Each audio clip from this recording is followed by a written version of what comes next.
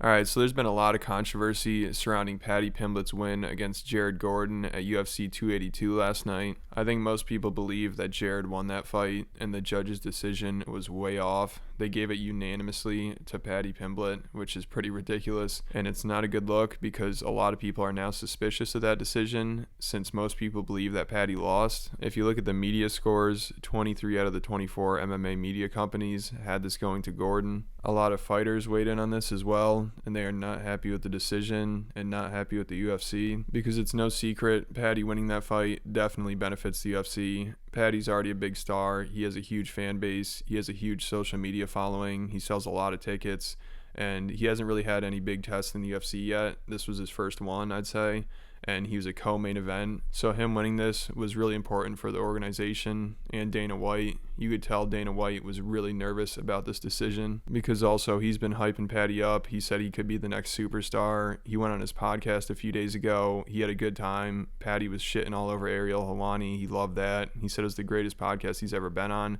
So he sees a lot in this kid, and he needed him to win this fight because he loses. That definitely stunts his growth in the UFC, and people would probably start jumping off the bandwagon. And I think everyone at UFC 282 wanted to see him win. I mean, everyone was booing the other guy. They're cheering like crazy for Paddy. They're all wearing his hair like as a wig.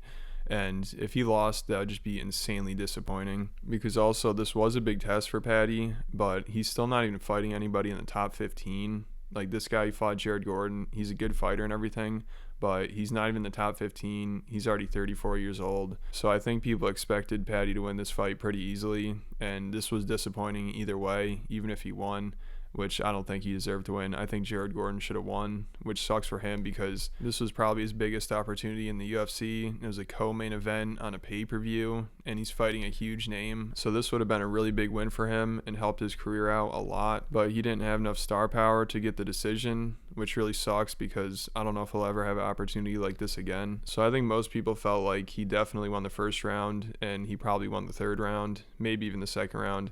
If you look at the stats, he was way more efficient. He landed more total strikes. He had 3 takedowns to 0, but it was definitely a close fight. I'll say that. It's not like he ran away with it or anything, but I believe, and from what I've seen, most people believe that he deserved to win. And somebody actually got Joe Rogan's reaction to the decision, and it looked like he did not agree with it. The look on his face is like, I don't know about that.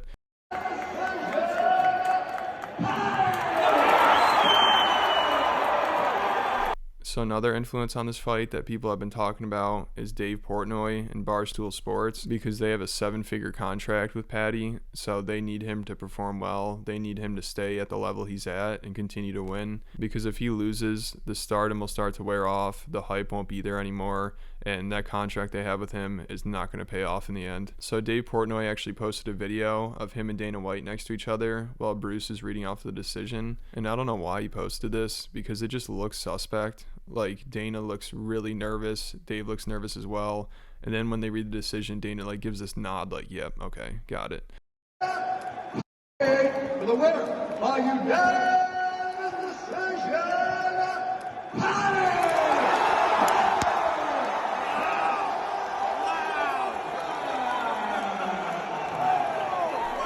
Yeah, then also those people behind him, they're just in shock because they obviously thought that Paddy lost. So this isn't the W that Dave thinks it is. Like they're all celebrating like this is this huge victory, but no. I mean, most people think he lost. He barely squeaked by.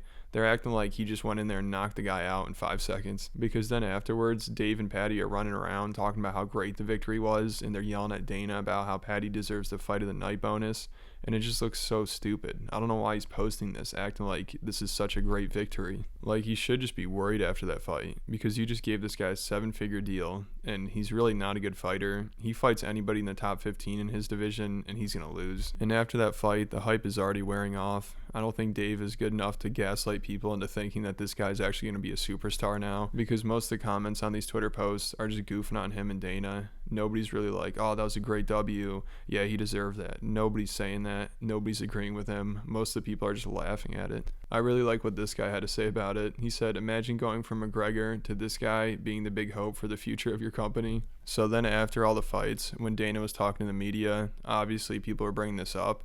and Dana's response to it was just terrible. He was getting really defensive. You could tell that he didn't want to admit that Jared might have won, and he just blamed it all on Jared. He's like, oh, he didn't try hard enough in the third round. He's just trying to coast. His game plan for the third round was terrible, which is really stupid, especially considering Paddy said he was the one coasting in round 3. In the post-fight interview with Joe, he was saying the first 2 rounds he knew he had him, and the third round he was just playing it safe because he didn't want to lose. He just wanted to make sure he made it to the end. And then also in that interview, he referenced the Ariel Helwani beef too. He's like, oh, Joe, I think somebody needs to pay me for this interview or something like that. And I don't think anybody laughed at it. I don't think Joe laughed at all.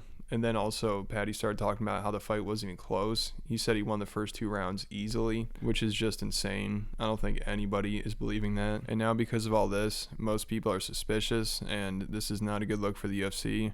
Like people on Reddit pointed out, he lost and they gave it to him. Shake my head. This is so rigged, bro.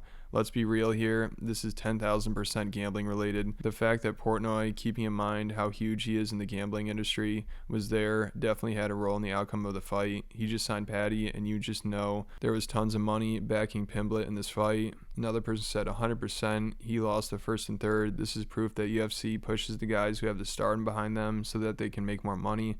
Pathetic. Ruining the sport, F Dana White. So in the end, I think this is all going to backfire on them. As you can see, it's already happening. And I think even Dana kind of was aware of that. Like his look after the fight, it didn't look like he was very happy. He was probably disappointed in Paddy. He's probably kind of pissed about it because also Paddy's been kissing his ass the whole time. Like he had him on his podcast the other day and he was telling Dana everything he wanted to hear. Dana was hyping him up like crazy. He's making it sound like this guy's the next big UFC superstar. And then he fights on the co-main event for a pay-per-view, which is a pretty big deal. A lot of people are watching him. He already has a huge fan base. And people see him fight against somebody who's not even ranked, and it doesn't look too good. So it'll be interesting to see what happens from here. I'm sure there's going to be more talk about this. Let me know what you guys think down in the comments. Then hit the like button, hit the subscribe button, and I'll catch you at the next video.